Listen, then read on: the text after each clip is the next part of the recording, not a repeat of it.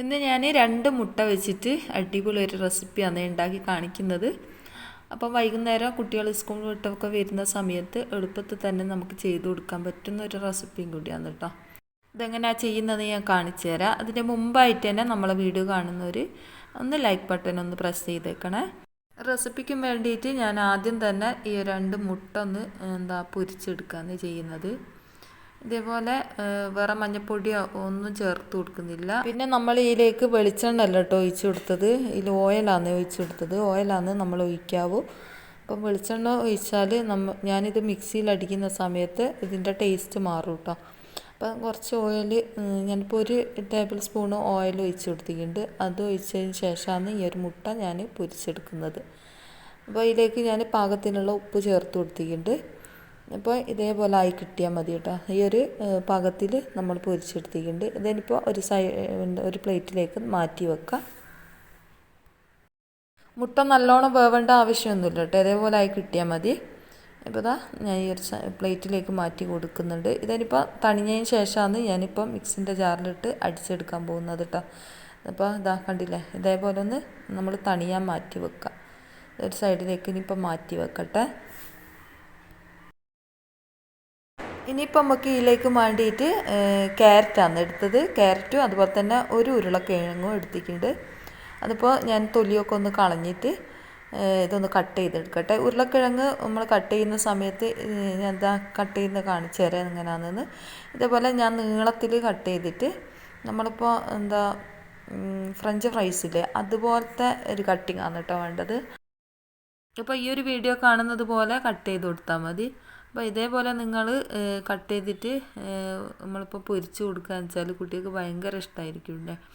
അപ്പോൾ ഞാനിത് ഇതേപോലെ കട്ട് ചെയ്തെടുത്തിട്ടുണ്ട്. ഇനിയിപ്പം നമ്മൾ ഇതിലേക്ക് കുറച്ച് മസാലപ്പൊടികളൊക്കെ ചേർത്ത് കൊടുത്തിട്ട് ഇതൊന്ന് പൊരിച്ചെടുക്കുകയാണ് ചെയ്യുന്നത്. കണ്ടില്ലേ, ഇതേപോലെയാണ് കട്ട് ചെയ്തെടുത്തത്. ഇതിലേക്ക് വേണ്ടിയിട്ട് കുറച്ച് ചിക്കൻ മസാലപ്പൊടി ഇട്ട് കൊടുക്കുക. 1 ടീസ്പൂൺ ഇട്ട് കൊടുക്കുക കേട്ടോ. പിന്നെ നമുക്ക് ഇതിലേക്ക് കുറച്ച് കസൂരി മേത്തി ഇട്ട് കൊടുക്കുക. ഇതൊന്നും നിങ്ങളെ കയ്യിലില്ലേ കുഴപ്പമൊന്നുമില്ല കേട്ടോ. വെറും മഞ്ഞൾ മുളകും ഉപ്പ് ഇട്ട് കൊടുത്തിട്ട് പൊരിച്ചെടുത്താൽ മതി. പിന്നെ നല്ല ജീരകം എന്തായാലും ഇടണം കേട്ടോ, നല്ല ഒരു കറക്റ്റ് ടേസ്റ്റ് ഇട്ടാൽ. പിന്നെ ഞാൻ ഇതിൽ നല്ല ജീരകവും ഇട്ട് കൊടുത്തിട്ടുണ്ട് കേട്ടോ. അതും ഒരു അര ടീസ്പൂൺ തന്നെ ഇട്ട് കൊടുത്തിട്ടുണ്ട്. പാകത്തിനുള്ള ഉപ്പും ചേർത്ത് കൊടുത്തിട്ട് ഇതേപോലെ ഒന്ന് മിക്സ് ആക്കി എടുത്ത് വെച്ചിട്ടുണ്ട്. ഇനിയിപ്പോൾ നമ്മൾ നേരത്തെ മുട്ട പൊരിച്ച ആ ഒരു ഓയിലില്ലേ, ഈ ഒരു ഓയിൽ തന്നെ പൊരിച്ചെടുക്കുകയാണ് ചെയ്യുന്നത്. കുറച്ചും കൂടി ഓയിൽ ഞാൻ ചേർത്ത് കൊടുത്തിന് കേട്ടോ.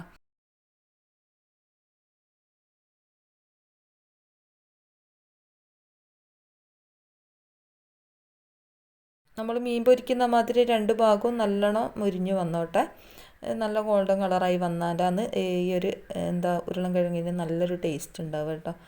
ഇപ്പോൾ നമ്മളെ ഉരുളൻകിഴങ്ങ് നല്ലോണം മൊരിഞ്ഞ് വന്നിട്ടുണ്ട്. ഇനിയിപ്പോൾ ഇത് ഞാനൊരു പാത്രത്തിലേക്ക് മാറ്റി കൊടുക്കുന്നുണ്ട്. ഇതൊരു സൈഡിലേക്ക് മാറ്റി വെക്കാം.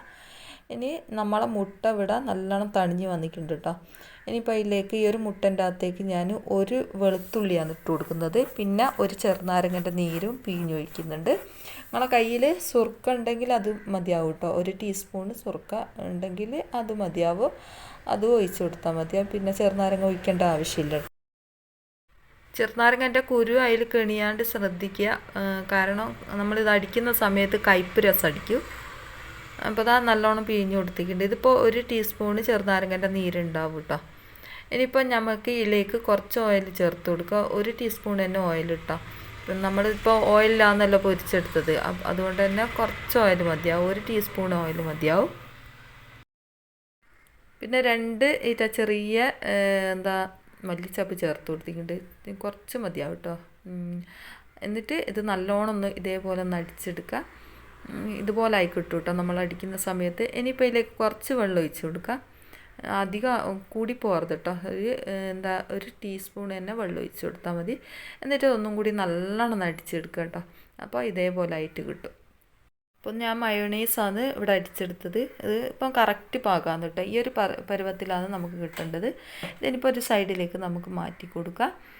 ഇനിയിപ്പോൾ നേരത്തെ മാറ്റി വെച്ച ക്യാരറ്റ് ഉണ്ടല്ലോ, അത് ഞാനൊരു ചോപ്പറിലേക്ക് ഇട്ട് കൊടുത്തിട്ട് ഒന്ന് ചോപ്പ് ചെയ്തെടുക്കുന്നുണ്ട്.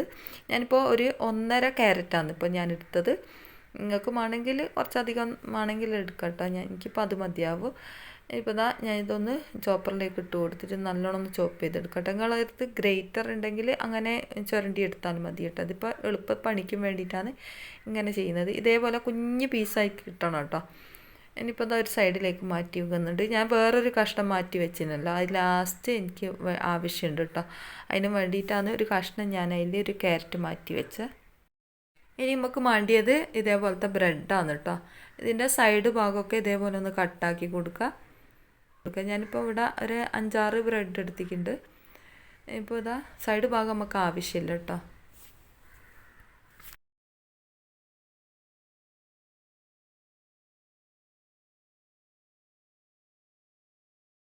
ഇതുപോലെ ഞാൻ ആക്കി എടുത്തിട്ടുണ്ട്. ഇതിനിപ്പോൾ ഒരു സൈഡിലേക്ക് മാറ്റി വെക്കാം. നമുക്കിത് ബ്രെഡിൻ്റെ സൈഡ് ഭാഗം നമുക്ക് വേറെ എന്തെങ്കിലും ഒരു ഉപയോഗത്തിന് എടുക്കാം കേട്ടോ. അതൊരു പാത്രത്തിലേക്ക് നമുക്ക് മാറ്റി വെച്ചാൽ മതി.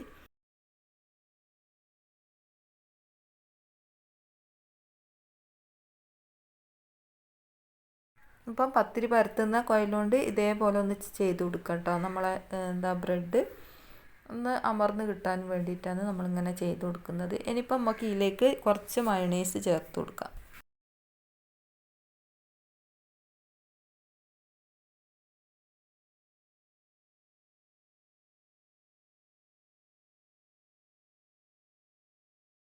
മയണൈസ് ഇട്ട് കൊടുത്തതിന് ശേഷം നമുക്ക് നേരത്തെ ചോപ്പ് ചെയ്ത് വെച്ച ക്യാരറ്റ് ഇതിലേക്ക് ഇട്ട് കൊടുക്കുക അതേപോലെ. അപ്പം നിങ്ങളെ കയ്യിൽ വേറെ എന്തെങ്കിലും ക്യാബേജോ അങ്ങനെ എന്തെങ്കിലും ഉണ്ടെങ്കിൽ അതും ഇട്ട് കൊടുക്കുക കേട്ടോ. നമുക്കിപ്പോൾ ക്യാരറ്റ് മതിയാവും, അതുകൊണ്ടാണ് നമ്മൾ ക്യാരറ്റ് ഇട്ട് കൊടുത്തത്.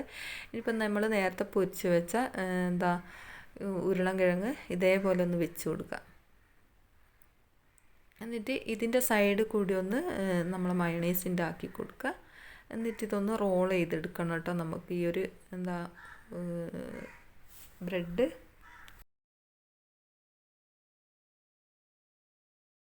ഇതേപോലെ 2 സൈഡും ഇതേപോലെ ഇങ്ങനെ ഒട്ടിച്ച് കൊടുത്താൽ മതി കേട്ടോ. നമ്മൾ നേരത്തെ മയണൈസ് അതിൻ്റെ ഇടയിൽ തേച്ച് കൊടുത്തിനല്ലോ.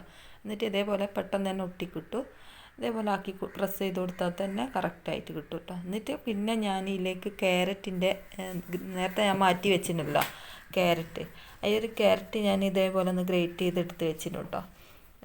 എന്നിട്ട് ഇതേപോലെ ആ പൊടി എല്ലാ ഭാഗത്തും ആക്കി കൊടുക്കുന്നുണ്ട്. കാണാനൊരു ഭംഗിയാണ് കേട്ടോ അങ്ങനെ ചെയ്ത് കൊടുത്താൽ. അപ്പോൾ ഇതാ നമ്മളെ ബ്രെഡ് കൊണ്ടുള്ള അടിപൊളി ഒരു ബ്രെഡും മുട്ടയും വെച്ചിട്ടുള്ള അടിപൊളി ഒരു സ്നാക്സ് ഇവിടെ റെഡി ആയിട്ടുണ്ട്. കുട്ടികൾക്ക് വൈകുന്നേരം എളുപ്പത്തിൽ തന്നെ നമുക്ക് ചെയ്ത് കൊടുക്കാൻ പറ്റുന്നൊരു റെസിപ്പിയും കൂടിയാണ് കേട്ടത്. കുട്ടികൾക്ക് എന്തായാലും ഇഷ്ടപ്പെടും ഇങ്ങനെ ചെയ്ത് കൊടുത്താൽ. അധികം ഓയിലൊന്നും ഇതിൽ വരുന്നില്ല കേട്ടോ. അതുകൊണ്ട് തന്നെ ഹെൽത്തി എന്നൊന്നും പറയാനില്ല, എന്നാലും കുഴപ്പമില്ല. എന്നാലും വെജിറ്റബിളൊക്കെ കുട്ടികളെ വയറ്റിലൊക്കെ എത്തുമല്ലോ. അപ്പോൾ ഇതേപോലെ ഒരു പ്രാവശ്യമെങ്കിലും നിങ്ങൾ ചെയ്ത് കൊടുക്കുക കേട്ടോ. അപ്പോൾ അടുത്ത പുതിയ വീഡിയോയുമായി കാണാം. അസ്സലാം.